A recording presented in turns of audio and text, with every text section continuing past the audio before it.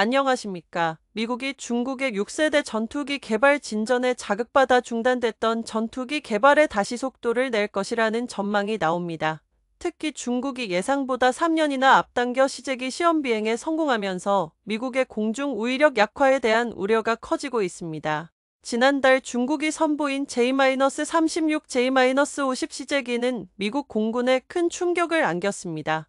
특히 두 가지 다른 설계의 시제기를 동시에 선보이며 기술력을 과시했는데요. J-50의 경우 3개의 엔진을 탑재해 고출력 전기 생산이 가능하며 전자기 에너지 무기 운용에도 유리한 것으로 분석됩니다.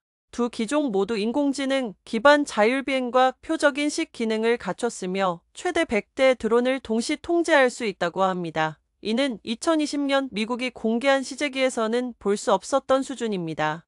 특히 주목할 점은 두 시제기 모두 메타물질과 능동위장 시스템을 적용한 전방위 능동형 스텔스 기능을 갖췄다는 점입니다. 이는 항공기의 모든 방향에서 레이더 탐지를 회피할 수 있는 기술로 실시간으로 적의 레이더 주파수에 맞춰 스텔스 특성을 조절할 수 있습니다.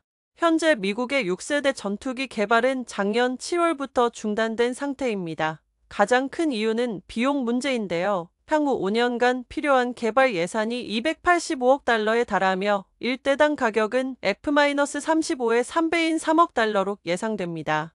미 국방부는 최근 드론 개발에 초점을 맞추고 있습니다. 우크라이나 전쟁에서 드론의 전투 효율성이 입증됐고 유인 전투기보다 비용이 낮다는 점이 주요 이유입니다. 하지만 전문가들은 드론이 전술적으로는 효과적이나 태평양 지역의 장거리 작전에는 한계가 있다고 지적합니다.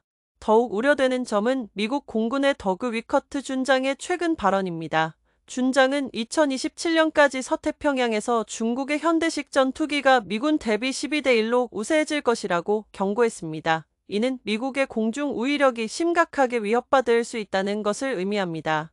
6세대 전투기 개발이 재개되면 방위산업계에도 큰 변화가 예상됩니다. F-35 주계약 업체인 록히드 마틴과 레이더 공급업체 레이시온 테크놀로지스는 부정적 영향이 예상됩니다. 반면 B-21 레이더 개발로 6세대 기술을 실증한 노스록 그루만과 차세대 엔진 기술을 보유한 제너럴 일렉트릭은 수혜가 예상됩니다.